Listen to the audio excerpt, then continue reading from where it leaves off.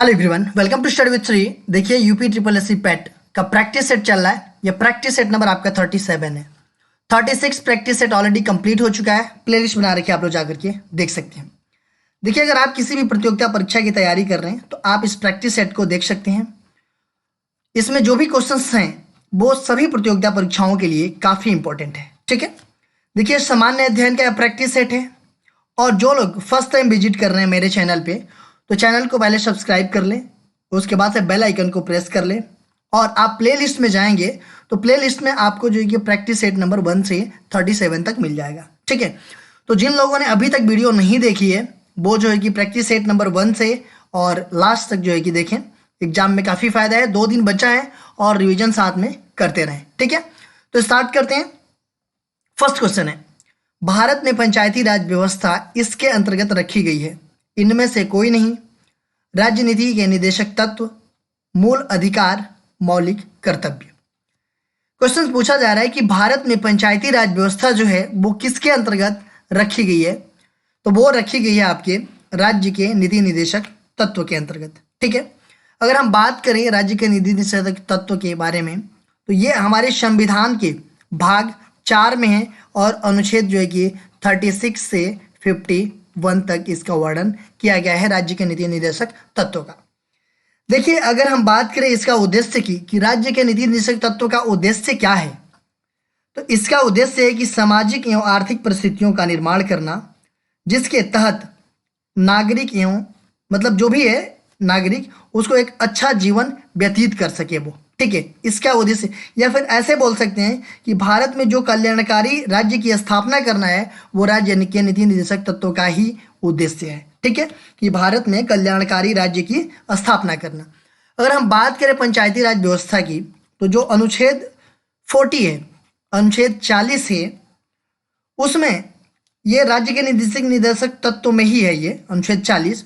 और इसमें यह कहा गया है कि राज्य जो है कि ग्राम पंचायतों के गठन के लिए कदम उठाएगा। ठीक है, तो ये चीज़ें जो है कि व्यवस्थित करेगा या फिर उसके लिए कदम उठाएगा राज्य। ठीक है, ग्राम पंचायतों के गठन के लिए। तो ये हो जाएगा आपका दूसरा ऑप्शन। फेमा का पूर्ण रूप क्या है? Foreign export market agency, finance and export management association, funds exchange media agency, foreign exchange management act. देखिए, फेमा के बारे में बात की जा रही है कि फेमा का फुल फॉर्म क्या है। ठीक है, तो फेमा का फुल फॉर्म है आपका फॉरेन एक्सचेंज मैनेजमेंट एक्ट। देखिए, कब का है ये? तो ये है आपका 1999 का ये एक्ट है, फॉरेन एक्सचेंज मैनेजमेंट एक्ट। ठीक है, देखिए अगर हम बात करें कि इसका पर्पज क्या है, क्यों किया गया था, तो फेमा को जो है कि भारत में विदेशी भुगतान और सीमा पर व्यापार को प्रोत्साहित करने के लिए ये अधिनियम तैयार किया गया था। ठीक है, और उसी के विदेशी मतलब इसी को ही हम क्या कहते हैं, विदेशी मुद्रा प्रबंधन अधिनियम, मतलब फेमा को ही मतलब ये कहते हैं विदेशी मुद्रा प्रबंधन अधिनियम, इसके रूप में इसको जानते हैं। ठीक है, तो ये हो जाएगा आपका फोर्थ ऑप्शन। भारत के संविधान में जन स्वास्थ्य एवं स्वच्छता किसमें शामिल है? इनमें से कोई नहीं। संघ सूची में, राज्य सूची में, समवर्ती सूची में। देखिए, बात की जा रही है जन स्वास्थ्य की और स्वच्छता की। जन स्वास्थ्य एवं स्वच्छता यह हमारे संविधान में किसमें शामिल किया गया है इसको? तो देखिए, हमारे संविधान की जो 7वीं अनुसूची है, हमारे संविधान में कितनी अनुसूचियां हैं? तो 12 अनुसूचियां हैं। ठीक है, जिसमें 7वीं अनुसूची की बात की जा रही है। जो 7वीं अनुसूची है उसमें जो है कि 3 लिस्ट हैं। कौन कौन? तो राज्य सूची, संघ सूची और समवर्ती सूची। ठीक है, ये 3 लिस्ट हैं। जो राज्य सूची है उसमें क्या होता है कि इसके तहत जो भी विषय हैं उस राज्य के विधायिका कानून बनाएगी। ठीक है, मतलब वो राज्य कानून बनाएगा। ठीक है, संघ सूची में जो सब्जेक्ट हैं उस पे कौन बनाएगा? सेंटर बनाएगा, मतलब केंद्र बनाएगा। और समवर्ती सूची में जो भी सब्जेक्ट है उसमें दोनों बनाएंगे, मतलब कि राज्य भी बना सकता है और सेंटर भी बना सकता है। बट सबसे ज़्यादा प्रभावकारी किसका नियम होगा? तो वो होगा संघ का। ठीक है, तो वही चीज़ें पूछा जा रहा है कि जो जन स्वास्थ्य एवं स्वच्छता है ये हमारे राज्य मतलब किस सूची में रखा गया है? तो ये रखा गया है राज्य सूची में। ये तीसरा ऑप्शन आपका सही है। अच्छा, आज के डेट में आप लोग बताएंगे कि राज्य सूची में कितने सब्जेक्ट हैं? कमेंट बॉक्स में मुझे बताइएगा। भारतीय संविधान के किस अनुच्छेद में अल्पसंख्यकों के हित निहित है? इनमें से कोई नहीं। अनुच्छेद 29, अनुच्छेद 21, अनुच्छेद 24। पूछा जा रहा है कि भारतीय संविधान के किस अनुच्छेद में अल्पसंख्यकों के हित निहित हैं। कौन सा अनुच्छेद है वो? तो वो अनुच्छेद है आपका 29। देखिए 29 जो है इसमें अल्पसंख्यकों को हितों के संरक्षण से संबंधित है। ये देखिए इनमें ये भी बताया गया है, क्या बताया गया है कि अल्पसंख्यकों को अपनी भाषा, लिपि, संस्कृति को संरक्षित करने का अधिकार प्रदान करता है। कौन सा? अनुच्छेद 29। ठीक है। अगर हम बात करें 21 की तो ये है आपका राइट टू लाइफ के बारे में बात करता है। और अनुच्छेद 24 के बारे में हम बात करें तो ये है 14 वर्ष से कम आयु के बालकों के बारे में ये बात करता है। देखिए अगर 14 ईयर्स से कम उम्र के कोई बालक है तो वो किसी कारखाना में या किसी खान में या फिर कोई ऐसा काम नहीं करेगा जो जोखिमपूर्ण है। ये सब सारी चीज़ें क्या की गई है? हमारे संविधान के अकॉर्डिंग ये प्रतिपादित की गई है। ठीक है, तो ये हो जाएगा आपका दूसरा ऑप्शन। ठोस चालक में धारावाहक होते हैं। इनमें से कोई नहीं। मुक्त इलेक्ट्रॉन, प्रोटॉन, न्यूट्रॉन। देखिए पूछा जा रहा है कि ठोस चालक में धारावाहक होते हैं। देखिए ठोस चालकों में जो कंडक्टर्स हैं ना उसमें जो है कि बड़ी संख्या में मुक्त इलेक्ट्रॉन होते हैं। ठीक है, तो ये हो जाएगा आपका दूसरा ऑप्शन। शिक्षा का अधिकार एक मौलिक अधिकार है जो कि संबंधित है। इनमें से कोई नहीं। अनुच्छेद 29 एवं 30 से, अनुच्छेद 21A से, अनुच्छेद 19 से। पूछा जा रहा है जो शिक्षा का अधिकार है, राइट टू एजुकेशन है, वो एक मौलिक अधिकार है और वो जो है कि किससे संबंधित है। ठीक है, तो ये है आपका अनुच्छेद 21A से। देखिए ये जो है कि आपका जिसमें भी ना ABCD होगा, जो भी अनुच्छेद है, या क ख ग होगा, वो सब सारे चीज़ें क्या है, वो संविधान संशोधन के अकॉर्डिंग जो है कि मतलब संविधान संशोधन करके उसको ऐड किया गया है उस अनुच्छेद में। तो जो 21 का ये है ये भी जोड़ा गया है। ठीक है, तो ये कौन सा संविधान संशोधन किया गया था? ये जो जोड़ा गया है तो ये है आपका 86वां संविधान संशोधन किया गया था। कब? 2002 में। ठीक है, तब जाकर के 21 में ये जोड़ा गया और यही है क्या, ये जो है कि राइट टू एजुकेशन मतलब शिक्षा का अधिकार है ये। ठीक है, देखिए अगर हम बात करें इसकी तो इसमें मतलब 6 से लेकर के 14 वर्ष की आयु के सभी बच्चों को मुफ्त एवं अनिवार्य शिक्षा प्रदान करने की बात कही गई है। अनिवार्य शिक्षा प्राप्त करने का अधिकार है 21 के ए के अकॉर्डिंग। ठीक है, देखिए ये प्रभावकारी कब हुआ था? ये तो संशोधन हुआ था, 86वां संशोधन हुआ था आपका कब? 2002 में। लेकिन ये प्रभावी हुआ आपका 1 अप्रैल 2010 से। ठीक है, 1 अप्रैल 2010 से ये प्रभावी हुआ शिक्षा का अधिकार। निम्न में से किसने संविधान सभा में उद्देश्य प्रस्ताव रखा? BN Rao, BR Ambedkar, Jawaharlal Nehru, Mahatma Gandhi. पूछा जा रहा है कि किसने संविधान सभा में उद्देश्य प्रस्ताव रखा? किसने रखा? तो ये रखे जवाहरलाल नेहरू जी ने। तीसरा ऑप्शन आपका सही है। देखिए 13 दिसंबर 1946 को जवाहरलाल नेहरू ने विधानसभा में ऐतिहासिक उद्देश्य प्रस्ताव पेश किया। ठीक है, तो ये हो जाएगा आपका तीसरा ऑप्शन। 18 कैरेट सोने में खरे सोने का प्रतिशत है 100%, 80%, 60%, 75%। पूछा जा रहा है कि 18 कैरेट सोने में खरे सोने का प्रतिशत क्या है? देखिए कैरेट होता क्या है? तो ये जो है कि आपका कैरेट जो है ना ये अन्य धातुओं के साथ मिश्रित सोने की शुद्धता की माप है।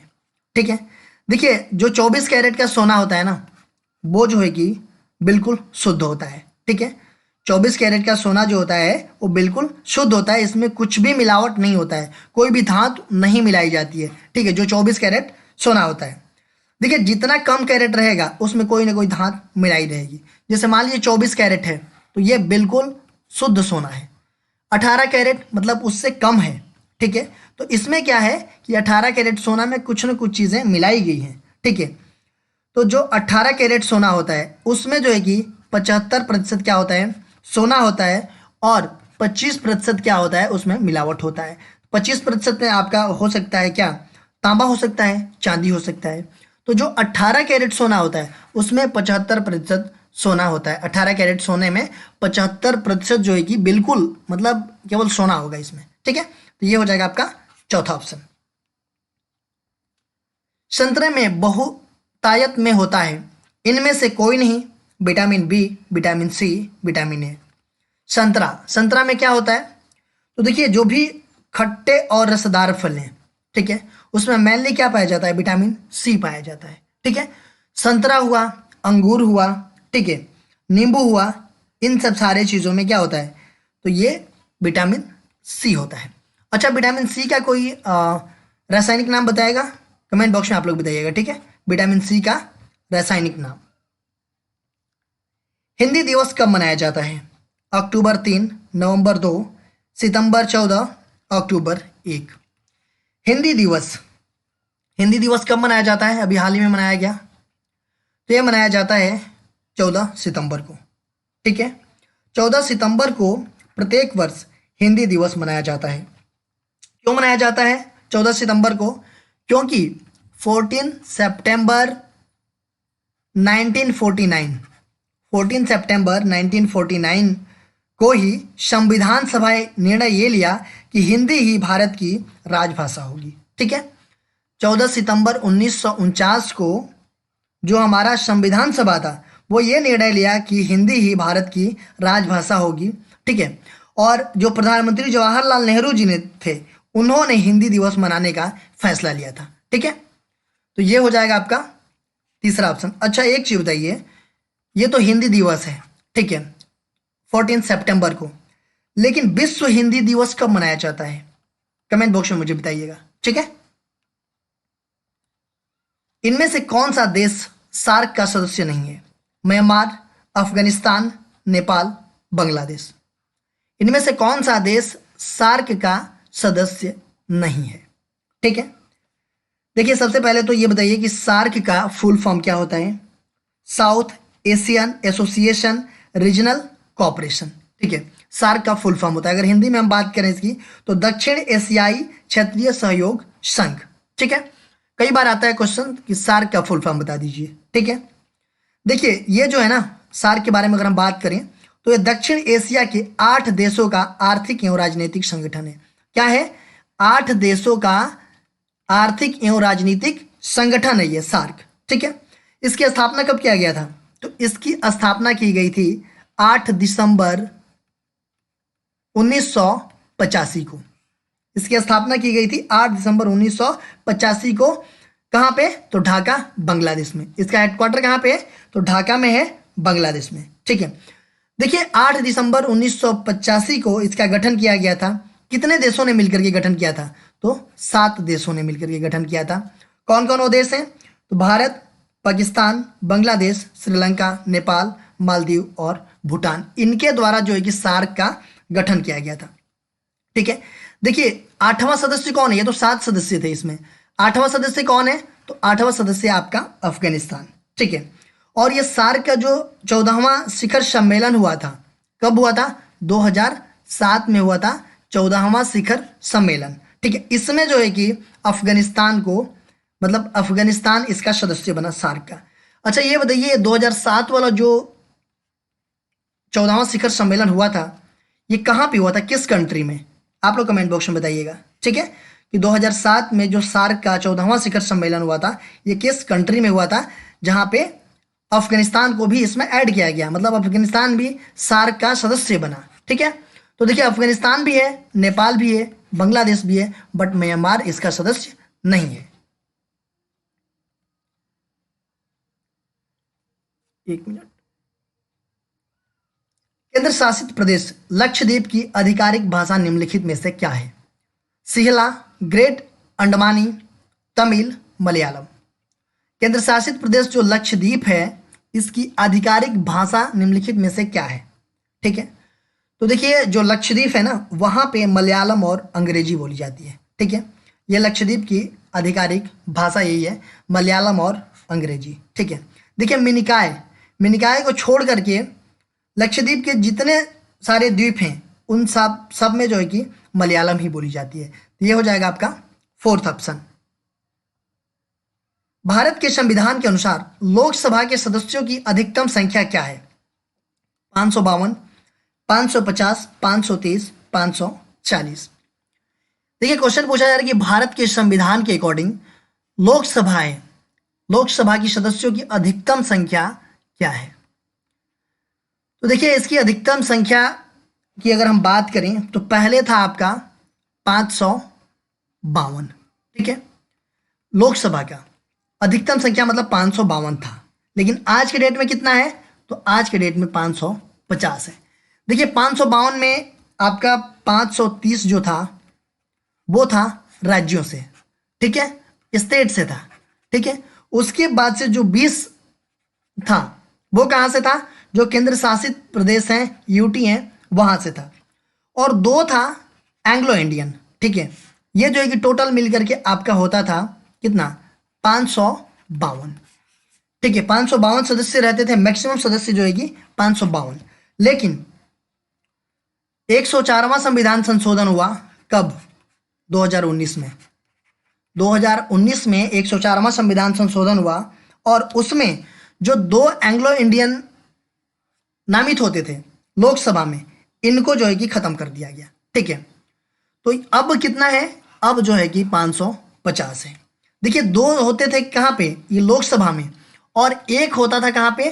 जो कि स्टेट है ना, विधानसभा में। राज्यों में जो विधानसभा होती है वहां पे 1 था और यहाँ पे 2 था। तो इन दोनों को खत्म कर दिया गया। मतलब जो विधानसभा में भी एक एंग्लो इंडिया को मतलब वो किया जाता था, वो भी खत्म है, और ये 2 भी खत्म है।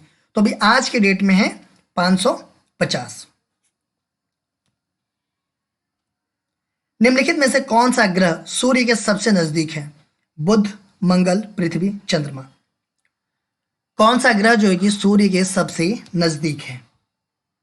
देखिए अगर हम बात करें सूर्य से, ठीक है, तो यहां पड़ता है सबसे नजदीक कौन है? बुध, ठीक। उसके बाद से शुक्र, उसके बाद से पृथ्वी है अपनी, ठीक है, तीसरे नंबर पे। उसके बाद से चौथे नंबर पे कौन सा है? मंगल। उसके बाद से बृहस्पति, ठीक है। उसके बाद से शनि, उसके बाद से यूरेनस, उसके बाद से नेपच्यून। 1 2 3 4 5 6 7 8 ग्रह हो गए। तो सूर्य से अगर देखा जाए तो सबसे नजदीक है आपका बुध, ठीक है। अपना पृथ्वी किस नंबर पे है? वो तीसरे नंबर पे है। तो पूछा जा रहा है कि सबसे नजदीक कौन सा है? तो वो है आपका बुध। पहला ऑप्शन आपका सही है। नोबेल पुरस्कार जीतने वाले प्रथम एशियाई कौन थे? Mother Teresa, Rabindranath Tagore, C V Raman, Rajiv Gandhi. पूछा जा रहा है कि नोबेल प्राइज जीतने वाले प्रथम एशियाई कौन थे? कौन थे? तो वो थे आपके रविन्द्रनाथ टैगोर जी। दूसरा ऑप्शन आपका सही है। देखिए रविन्द्रनाथ टैगोर जी को 1913 में नोबेल प्राइज मिला था। और किसके लिए मिला था नोबेल प्राइज? तो इनको जो है कि साहित्य के लिए नोबेल प्राइज मिला था। साहित्य के लिए नोबेल प्राइज से सम्मानित किए गए थे। तो ये जो है कि प्रथम एशियाई थे, ठीक है, प्रथम एशियाई थे। और भारत में भी सबसे पहले नोबेल प्राइज इन्हीं को मिला है, ठीक है। जब एशियाई हैं तो फिर भारत भी तो एशिया में ही आता है। तो सबसे पहले अगर बात की जाए कि भारत में किसको मिला है, तो रविन्द्रनाथ टैगोर को मिला है, ठीक है। निम्नलिखित में से किस स्थान पर अजंता एलोरा की गुफाएं स्थित है? लखनऊ, औरंगाबाद, बेंगलुरु, दिल्ली। अजंता एलोरा की गुफाएं कहाँ सिचुएटेड है? तो ये है महाराष्ट्र के औरंगाबाद में, ठीक है। अजंता और एलोरा की गुफाएं जो है कि कहाँ पे है? ये जो है कि औरंगाबाद में है, महाराष्ट्र में पड़ता है, ठीक है। देखिए अजंता और एलोरा की जो गुफाएं हैं इनको जो है कि यूनेस्को की विश्व धरोहर स्थल के रूप में भी नामित किया गया है। ये कब किया गया इनको, अजंता एलोरा की गुफाओं को? आप लोग कमेंट बॉक्स में मुझे बताइए, ठीक है। ओणम किस भारतीय राज्य केंद्र शासित प्रदेश का सांस्कृतिक उत्सव है? कर्नाटक, तमिलनाडु, असम, केरल। ओणम की बात की जा रही है, काफी फेमस ये सांस्कृतिक उत्सव है। ये जो है कि किस प्रदेश का ये सांस्कृतिक उत्सव है? तो ये है आपका केरल का। देखिए ये फसलों का त्यौहार है और यह त्यौहार जो है कि मलयालम महीने मतलब चिंगम मतलब अगस्त सितंबर के दौरान जो है कि ये पड़ता है। और ये जो विष्णु का वामन अवतार था और राजा महाबली की घर वापसी के स्मरणोत्सव का ये प्रतीक है। ठीक है, तो ये हो जाएगा आपका फोर्थ ऑप्शन। बंगाल के प्रथम गवर्नर जनरल कौन थे? Lord Ripon, Lord Lytton, Lord Clive, Lord Warren Hastings. Bengal के प्रथम गवर्नर जनरल कौन थे? तो बंगाल के प्रथम गवर्नर जनरल थे लॉर्ड वारेन हेस्टिंग। देखिए ये जो है कि इनका कार्यकाल था 1772 से लेकर के 1785 तक। ठीक है, इनका कार्यकाल 1772 से लेकर के 1785 तक था। देखिए 1773 में जो रेगुलेटिंग एक्ट आया था इन्हीं के कार्यकाल में आया था। ठीक है, तो ये हो जाएगा आपका फोर्थ ऑप्शन। चरक संहिता संबंधित है गणित, वास्तुकला, राजनीति, चिकित्सा। चरक संहिता किससे संबंधित है? तो ये संबंधित है आपका चिकित्सा से संबंधित है। देखिए इसको ये चरक द्वारा लिखी गई है चरक संहिता और ये चिकित्सा से संबंधित है। भारत में शासन करने वाले दिए गए शासकों का काल क्रमानुसार सही क्रम क्या है? शेरशाह सूरी, अकबर, अलाउद्दीन खिलजी, इल्तुतमिश। देखिए इनका जो है कि जो शासक थे, ये भारत में जो शासन करने वाले शासक थे उनका जो है कि क्रमानुसार जो है कि सही क्रम, देखिए शेरशाह सूरी अगर बात करें हम तो ये 1472 से लेकर के 1545 तक थे। ठीक है, अकबर की हम बात करें तो ये 1556 से लेकर के ये जो है कि 1605 तक थे। अलाउद्दीन खिलजी की हम बात करें तो ये 1296 से लेकर के ये जो कि 1316 तक। और इल्तुतमिश की हम बात करें तो ये 1211 से लेकर के 1236 तक। देखिए 1211, ठीक है, पहला नंबर पे कौन आएगा? इल्तुतमिश। ठीक है, उसके बाद से दूसरे नंबर पे कौन आएगा? 1296 ये। ठीक है, ये दूसरे नंबर पे, ये पहले नंबर पे। उसके बाद से कौन आएगा? शेरशाह सूरी, ये आएंगे तीसरे नंबर पे और अकबर आएंगे कहाँ पे? चौथे नंबर पे। तो ये हो जाएगा 4312। 4312 कौन सा है? ये चौथा ऑप्शन आपका सही हो जाएगा। देखिए क्वेश्चन पूछा गया था आप लोगों से पिछले वीडियो में, इसका कमेंट बॉक्स में आप लोगों का आंसर देना था। कुछ लोगों ने दिया है, बहुत सारे लोगों ने वीडियो देख करके चुप हो जाते हैं, कोई कमेंट्स नहीं करते हैं। तो जो लोग वीडियो देख करके चुप हो जाते हैं प्लीज़ वो कमेंट्स किया करें, क्योंकि अगर उनको पता है तो कमेंट कर दीजिए, नहीं पता है तो गूगल कर लीजिए, किसी बुक से देख लीजिए। ठीक है, 100 रुपये का नोट किसके द्वारा हस्ताक्षरित होता है? वित्त सचिव, वित्त मंत्री, आरबीआई गवर्नर, भारत के राष्ट्रपति। 100 रुपये के नोट की बात की जा रही है, किसके द्वारा हस्ताक्षरित होता है? तो आरबीआई के गवर्नर के द्वारा होता है। देखिए 1 रुपये की नोट को छोड़ करके, 1 रुपये की नोट को छोड़ करके बाकी जितनी नोटें हैं उस पे आरबीआई के गवर्नर का सिग्नेचर होता है। ठीक है, बट 1 रुपये का जो नोट होता है, 1 रुपये का नोट, ये वित्त मंत्रालय द्वारा जारी किया जाता है और इस पर वित्त सचिव के हस्ताक्षर होते हैं। ठीक है, तो ये हो जाएगा आपका, सॉरी ये तो मतलब आरबीआई के गवर्नर ही होंगे 100 रुपये के नोट पे, और 1 रुपये की अगर बात आएगी तो वो वित्त सचिव होंगे। आज का क्वेश्चन देखते हैं। आज का क्वेश्चन है, निम्नलिखित में से कौन से संत शिवाजी के समकालीन थे? शंकराचार्य, नामदेव, तुकाराम, चैतन्य। संत शिवाजी के समकालीन कौन थे? ये कमेंट बॉक्स में आप लोगों को बताना है, इसका आंसर मैं नेक्स्ट वीडियो में आप लोगों को बताऊंगा। देखिए आप हमें इंस्टाग्राम पे भी फॉलो कर लीजिए, इंस्टाग्राम पे हमारी आईडी है स्टडी विद श्री 25। फेसबुक पे एक मेरा पेज है स्टडी विद श्री के नाम से, और फेसबुक पे एक मेरा ग्रुप है यूपीपीसीएस, और ये टेलीग्राम का लिंक है। इन सब सारों का लिंक जो है कि डिस्क्रिप्शन में मिल जाएगा, आप वहाँ पे क्लिक करते ही आप यहाँ पहुँच जाएंगे। तो आप इन सब सारे जगहों से ज्वाइन हो जाइए, इन सब सारे जगहों पे स्टडी से रिलेटेड चीज़ें पोस्ट की जाती है जिससे आप लोगों को फ़ायदा पहुँच सकता है। दोस्तों वीडियो अच्छी लगती है तो आप लोग लाइक किया कीजिए, एक अच्छा सा कमेंट्स कर दिया कीजिए, अपने दोस्तों में शेयर किया कीजिए। अगर वीडियो अच्छी नहीं लगती है तो आप लोग डिसलाइक कर दिया कीजिए और कमेंट बॉक्स में मुझे बताइए डिसलाइक क्यों किया। वीडियो देखने के लिए धन्यवाद।